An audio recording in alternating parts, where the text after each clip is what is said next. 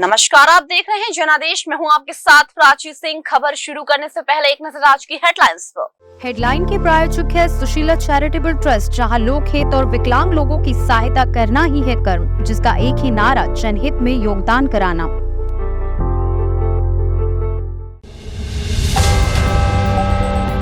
ये फोर्ट शेरशाह की मौत की बनी वजह मुगल बादशाह हुमायूं को कभी दी थी मात। केंद्र बोला जम्मू कश्मीर को राज्य बनाने की तारीख नहीं बता सकते। सुप्रीम कोर्ट में कहा विधानसभा चुनाव कभी भी कराने को तैयार, पहले पंचायत इलेक्शन होंगे। मुंबई में इंडिया की तीसरी बैठक, 28 दल आएंगे। कन्वीनर और सीट शेयरिंग पर चर्चा हो सकती है। राहुल गांधी 4 बजे प्रेस कॉन्फ्रेंस करेंगे। शरद पवार किस तरफ, इंडिया में कंफ्यूजन, लेकिन भतीजे अजीत से मुलाकात ने बढ़ाया शक। 15 महीनों में क्रूड 31% सस्ता, तेल कंपनियां 31,000 करोड़ के मुनाफे में, फिर भी पेट्रोल डीजल सस्ते क्यों नहीं। आज समाप्त होगी अमरनाथ यात्रा, छड़ी मुबारक करेगी दर्शन। इस बार 5 लाख से ज्यादा श्रद्धालुओं ने पवित्र गुफा की यात्रा की। अब समाचार विस्तार से। सुशासक शेरशाह के बारे में कहा जाता है कि अगर उन्हें शासन करने का और अधिक समय मिलता तो शायद मुगल दोबारा हिंदुस्तान में सत्ता पर काबिज नहीं हो पाता, लेकिन कालिंजर की लड़ाई में उनकी मौत हो गई। 1540 में शेरशाह ने मुगल बादशाह हुमायूं को बेलग्राम की लड़ाई में मात दी थी। हुमायूं के बारे में कहा जाता है कि वो अपने शासन की शुरुआती दौर में हरम की विलासी जिंदगी से गहराई से जुड़ा था। वो इस बात को समझ तो रहा था कि शेरशाह की अगुवाई में अफगान इकट्ठा हो रहा है, लेकिन निर्णय लेने में देरी या अमल ना करने में नाकामी उसकी हार की वजह बनी। 1540 में शेरशाह ने खुद को बादशाह घोषित किया, लेकिन वो लंबे समय तक शासन नहीं कर सका। 1545 में कालिंजर फोर्ट पर चढ़ाई के दौरान उसकी मौत हो गई थी। यहाँ सवाल ये है कि जिस शेरशाह ने महान मुगलों को पराजित किया, वो खुद एक फोर्ट पर चढ़ने के दौरान कैसे मर गया। इतिहासकार बताते हैं कि कालिंजर के फोर्ट को भद्दा माना जाता है। कालिंजर फोर्ट दीवारें खड़ी थी, लिहाजा उस पर सीधी चढ़ाई कर पाना आसान नहीं था। कई महीनों को घेराबंदी के बाद शेरशाह ने किले की दीवार को तोप के जरिए उखाड़ने का फैसला किया। वो खुद तोप के पास खड़े होकर तोपचियों को निर्देश दे रहा था। उसी दौरान एक तोप से गोला दीवार की तरफ फेंका गया, लेकिन वो गोला फिर से तोप की तरफ आया और उसमें शेरशाह बुरी तरह घायल हो गया। लड़ाई के मैदान में उसकी मौत हो गई। उनके शव को दिल्ली लाया गया और उनकी इच्छा के मुताबिक सासाराम में दफना दिया गया। शेरशाह के बारे में आकलन बाबर ने पहले ही कर लिया था, जब वो अंतिम दिनों में था। उस समय हुमायूं को बुलाकर कहा कि तुम्हारे लिए चुनौती कोई और नहीं होगा बल्कि अफगान होंगे। बाबर की कही बात सच भी साबित हुई। शेरशाह ने हुमायूं को पहले 1539 में और बाद में 1540 में मात दी थी। शेरशाह कहा भी करता था कि अगर उसे मौका मिलता तो मुगल की सत्ता को उखाड़ फेंकेगा। उसने अपने प्रण को साबित करके दिखाया भी था। इतिहासकार कहते हैं कि उसने अपने 5 साल के शासन में उसने जो कुछ सुधार किया या प्रयोग किए, वो आगे चलकर मुगल शासन का आधार बना।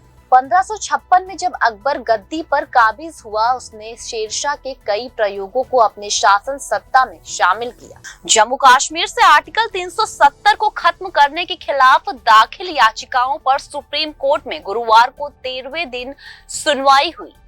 केंद्र सरकार की ओर से सॉलिसिटर जनरल तुषार मेहता ने बताया कि जम्मू कश्मीर में कभी भी चुनाव करवाने के लिए तैयार है, लेकिन पंचायत और म्यूनिसिपल चुनाव के बाद 29 अगस्त को हुई 12वें दिन की सुनवाई में सुप्रीम कोर्ट ने केंद्र सरकार से पूछा कि जम्मू कश्मीर को दोबारा राज्य का दर्जा कब मिल पाएगा। इस पर सीजे मेहता ने कहा, हम इसके लिए कोई निश्चित समय सीमा नहीं बता सकते हैं, लेकिन ये स्पष्ट है कि केंद्र शासित प्रदेश का दर्जा अस्थायी है। पिछली सुनवाई में मेहता ने सुप्रीम कोर्ट को बताया था कि जम्मू कश्मीर को अस्थायी तौर पर 2 यूनियन टेरिटरी में बांटा गया। लद्दाख केंद्र शासित प्रदेश ही रहेगा, लेकिन जम्मू कश्मीर को जल्द ही फिर से राज्य बना दिया जाएगा। वे गुरुवार को इस बारे में पॉजिटिव स्टेटमेंट देंगे। केंद्र सरकार ने कहा कि जम्मू कश्मीर को पूरी तरह से राज्य बनाने के लिए विकास हो रहा है। सरकार की ओर से एसजी मेहता ने कोर्ट को बताया कि 2018 से 2023 की तुलना में आतंकवादी घटनाओं में 45.2% की कमी आई है और घुसपैठ में 90% की कमी आई है। पथराव जैसे कानून और व्यवस्था के मुद्दों में 97% की कमी आई है। सुरक्षा कर्मियों की हताहती में 65% की कमी आई है। 2018 में संगठित बंद 52 थे और अब 0 है। 28 अगस्त को सुनवाई में कोर्ट ने आर्टिकल 35A में नागरिकों के अधिकारों का हनन करने वाला आर्टिकल बताया था। सीजेआई ने कहा कि संविधान के अनुच्छेद 35A के तहत जम्मू कश्मीर के लोगों को विशेष अधिकार मिले, लेकिन इसी आर्टिकल के कारण देश के लोगों के 3 बुनियादी अधिकार छीन लिए गए। इस आर्टिकल की वजह से अन्य राज्यों के लोगों के कश्मीर में नौकरी करने, जमीन खरीदने और बसने के अधिकारों का हनन हुआ।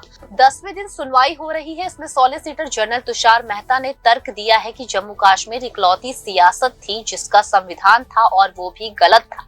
उन्होंने कहा कि जम्मू कश्मीर के 4 प्रतिनिधि थे जिसमें लेफ्टिनेंट शेख अब्दुल्ला भी थे।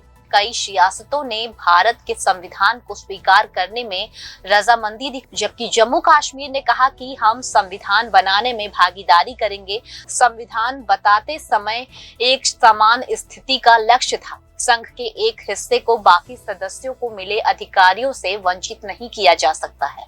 केंद्र में 90वें दिन की सुनवाई यानी कि 23 अगस्त के दौरान सुप्रीम कोर्ट को बताया गया कि उसका नॉर्थ ईस्ट राज्य को मिले स्पेशल स्टेटस को खत्म करने का कोई इरादा नहीं है। केंद्र की तरफ से सॉलिसिटर जनरल तुषार मेहता ने वकील मनीष तिवारी की दलीलों के जवाब में ये बात कही है। दरअसल तिवारी ने कहा था कि जम्मू कश्मीर पर लागू संविधान के भाग 21 में निहित प्रावधान के अलावा नॉर्थ ईस्ट को नियंत्रित करने वाले अन्य विशेष प्रावधान भी हैं। सुप्रीम कोर्ट ने कहा कि जब केंद्र ने कहा कि उसका ऐसा कोई इरादा नहीं है तो इसमें संदेह कैसा। आर्टिकल 370 की सुनवाई के 8वें दिन याचिकाओं की ओर से पेश वकील दिनेश त्रिवेदी ने तर्क दिया, कश्मीर में जो आर्टिकल 370 लागू की गई है वो 1957 में जम्मू कश्मीर का संविधान बनाने का था। संविधान सभा भंग होते ही ये अपने आप खत्म हो गई। इस पर सीजीआई ने कहा, आर्टिकल 370 की ऐसी कौन सी विशेषताएं हैं जो दर्शाती है कि जम्मू कश्मीर संविधान बनाने के बाद इसका अस्तित्व समाप्त हो जाएगा। इसका मतलब ये है कि भारत का संविधान जम्मू कश्मीर पर लागू होने के मामले में 1957 तक ही स्थित रहेगा। इसलिए आपके अनुसार भारतीय संविधान में कोई भी आगे का विकास जम्मू कश्मीर पर बिल्कुल भी लागू नहीं हो सकता है। इसे कैसे स्वीकार किया जा सकता है? विपक्षी दलों की गठबंधन Indian national developmental inclusive alliance यानी कि इंडिया की तीसरी बैठक आज से मुंबई में शुरू हो रही है। ये बैठक 2 दिन यानी कि 31 अगस्त से 1 सितंबर चलेगी। शरद पवार ने कहा कि बैठक में 28 पार्टियों के करीब 63 नेता शामिल हैं। बैठक शुरू होने से पहले शाम 4 बजे राहुल गांधी प्रेस कॉन्फ्रेंस करेंगे। इसमें वे अडानी मुद्दे पर बोलेंगे। इसके बाद 8 बजे उद्धव ठाकरे डिनर होस्ट करेंगे। कल यानी 1 सितंबर को सुबह 10 बजे से आधिकारिक बैठक शुरू होगी। इस गठबंधन में लोगो और कन्वीनर का नाम सामने आ सकता है। सबसे प्रमुख ये तय होना है कि कौन सा दल कहां से कितनी सीटों पर चुनाव लड़ेगा। गठबंधन में शामिल दल कई राज्य में एक दूसरे के विरोधी हैं। इससे पहले कांग्रेस नेता पीएल पुनिया ने कहा था, लोकसभा चुनाव इंडिया गठबंधन को जीत मिलने के बाद ही पीएम पद के लिए नाम तय किया जाएगा। चुनकर आए सांसद ही पीएम चुनेंगे। आरजेडी सुप्रीमो लालू प्रसाद और उनके बेटे तेजस्वी यादव 29 अगस्त को, जबकि बंगाल सीएम ममता बनर्जी 30 अगस्त को मुंबई पहुंची। ममता अमिताभ बच्चन और उनके परिवार से मिली। इसके बाद उन्होंने उद्धव ठाकरे को राखी बांधी। सपा प्रमुख अखिलेश यादव और सैफई से और तमिलनाडु सीएम एमके स्टालिन चेन्नई से मुंबई रवाना हुए। भाजपा प्रवक्ता संबित पात्रा ने विपक्ष की बैठक पर तंज कसते हुए कहा कि आज मुंबई में घमंडिया गठबंधन की बैठक होने जा रही है। इन पार्टियों ने 20,000 लाख करोड़ रुपए के घोटाले और भ्रष्टाचार किए हैं। ये एक स्वार्थी गठबंधन है। उनका एजेंडा भ्रष्टाचार से अधिकतम लाभ है। आप सांसद राघव चड्ढा ने कहा कि हम पीएम पद के लिए इस गठबंधन से नहीं जुड़े। अरविंद केजरीवाल प्रधानमंत्री बनने के रेस में नहीं है। हम इस गठबंधन से इसलिए जुड़े हैं ताकि बेहतर भारत का ब्लूप्रिंट तैयार हो सके। अगर कोई पार्टी ये कहती है कि हमने पीएम पद के लिए इंडियन अलायंस को ज्वाइन किया है तो इसका मतलब है कि हमारे पास पीएम बनने लायक कई चेहरे हैं। बिहार के डिप्टी सीएम और आरजेडी लीडर तेजस्वी यादव ने कहा, हम सांप्रदायिक ताकतों से लड़ने के लिए एकजुट हुए हैं। इस देश के लोगों को गठबंधन चाहिए। हर कोई जानता है कि पीएम चुनने की प्रक्रिया क्या है। सांसद मिलकर अपना पीएम चुनेगा। हमारे ये गठबंधन पीएम मोदी से ज्यादा ईमानदार और लोगों के प्रति वफादार होगा। मुंबई में होने वाली तीसरी मीटिंग में सीटों के बंटवारे को लेकर चर्चा होनी है। इसमें 11 सदस्यीय कोऑर्डिनेशन कमेटी को अंतिम रूप दिया जाएगा। इसमें कांग्रेस, टीएमसी, डीएमके और JDU, RJD, Shiv Sena, NCP, Jharkhand Mukti Morcha, Samajwadi Party और सीपीआई से एक सदस्य होंगे। गठबंधन में शामिल अन्य छोटे दलों को समिति में जगह नहीं मिलेगी। 2024 लोकसभा चुनाव को देखते हुए संयुक्त विरोध प्रदर्शनों और रैलियों को आयोजित करने का एक अन्य पैनल की घोषणा करने की भी संभावना है। पार्टी सूत्रों के मुताबिक विपक्षी दलों के बीच बेहतर तालमेल बनाए रखने के लिए एक संयुक्त सचिवालय को भी जल्द घोषित किया जाएगा।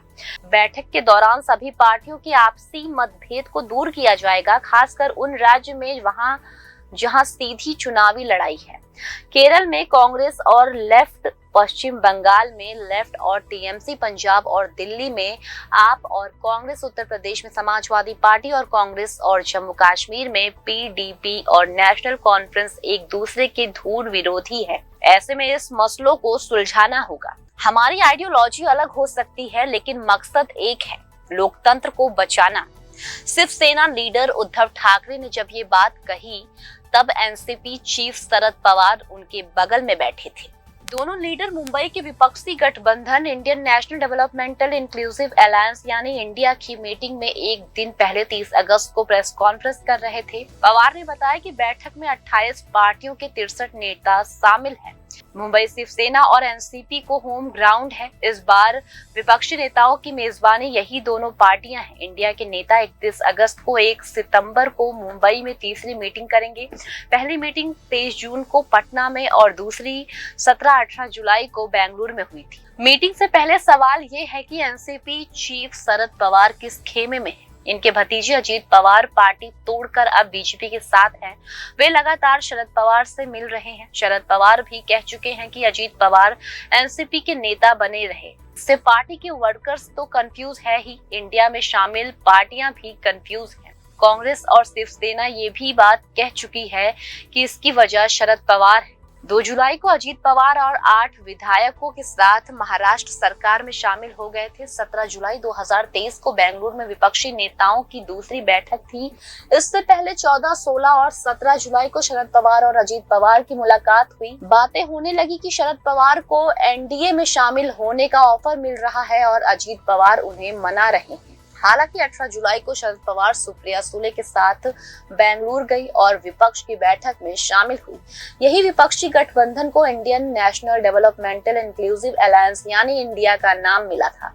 केंद्र सरकार ने घरेलू रसोई गैस सिलेंडर के दाम 200 रुपए घटाकर राहत दी है। हालांकि आम आदमी की दूसरी सबसे बड़ी जरूरत पेट्रोल डीजल के दाम पिछले 15 महीने से जस के तस है। सरकारी तेल कंपनियों ने आखिरी बार 21 मई 2022 को पेट्रोल पर 8 रुपए और डीजल पर 6 रुपए प्रति लीटर उत्पाद शुल्क घटाया था। इससे पेट्रोल डीजल के दाम 9.5 रुपए और 7 रुपए कम हो गए। जब कच्चा तेल $109.51 था, इसके बाद जून 2023 में ये 31.57% गिरकर $65 के नीचे आ गए। लेकिन पेट्रोल डीजल सस्ते नहीं हुए। कंपनियों का तर्क है कि 2022 में महंगा कच्चा तेल खरीदकर पेट्रोल डीजल बनाने में इन्हें भारी नुकसान झेलना पड़ता है। अभी उसकी भरपाई चल रही है। 2022 से 2023 की अप्रैल जून तिमाही के तीनों सरकारी तेल कंपनियों को 16,700 करोड़ का घाटा हुआ था। हालांकि अब तस्वीरें बदल चुकी हैं। 2023 से 2024 के अप्रैल जून तिमाही में इन तेल कंपनियों को 31,159 करोड़ रुपए का अभूतपूर्व मुनाफा हुआ है। जानकारों का कहना है कि तेल कंपनियों के पास पेट्रोल डीजल में 5 से 6 रुपए की कटौती करने की गुंजाइश है। सरकार के लिए महंगाई कम करना सबसे बड़ा मुद्दा है। दिल्ली में अभी पेट्रोल के दाम 96.72 रुपए और डीजल 79.62 रुपए लीटर में। ऐसे में दोनों ईंधन के दाम 5 रुपए प्रति लीटर तक दाम घटाए जा सकते हैं। दरअसल तेल कंपनियों को एक साल से कच्चा तेल खरीदने में काफी मुनाफा हुआ है। 2022 की पहली तिमाही में दुनिया में कच्चा तेल $131 प्रति बैरल था, लेकिन रूस में हमें $99 पर मिला। 2023 की पहली तिमाही यानी अप्रैल जून के बीच सऊदी अरब और यूएई $86 प्रति बैरल के भाव में हमें तेल बेच रहे थे। अंतर्राष्ट्रीय बाजार में $67.7 था। हम ये तेल रूस से $70 से भी कम पड़ा था। यानी तेल कंपनियों को अब भी $8.8 प्रति बैरल के डिस्काउंट का ये तेल मिल रहा है। खुद केंद्रीय पेट्रोलियम मंत्री डॉक्टर हरदीप सिंह पुरी भी तेल कंपनी से दाम घटाने को कह चुके हैं। ब्लूमबर्ग के अर्थशास्त्री सिमरन चक्रवर्ती और बकार ए जैदी के मुताबिक रसोई गैस के बाद पेट्रोल डीजल के दामों में कटौती का बिल्कुल उपयुक्त समय है। महंगाई को लेकर सरकार का नजरिया बिल्कुल साफ है। जिस तरह आयात करके टमाटर सस्ते किए गए, एलपीजी के दाम घटाए गए, अब फोकस पेट्रोल डीजल पर है। भारी मुनाफा बन रही तेल कंपनी पेट्रोल डीजल के दाम घटाने की स्थिति में है। बाबा अमरनाथ की यात्रा आज यानी कि 31 अगस्त को छड़ी मुबारक के दर्शन के साथ समाप्त होगी। छड़ी मुबारक भगवान कपड़े में लिपटी भगवान शिव की पार्वती छड़ी है, जो 26 अगस्त को श्रीनगर के एक अखाड़े से बाबा बर्फानी के दर्शन के लिए निकली थी। महात्माओं और साधु संतों के साथ 30 अगस्त को वो शेषनाग से पंचतरणी के लिए रवाना हुई थी।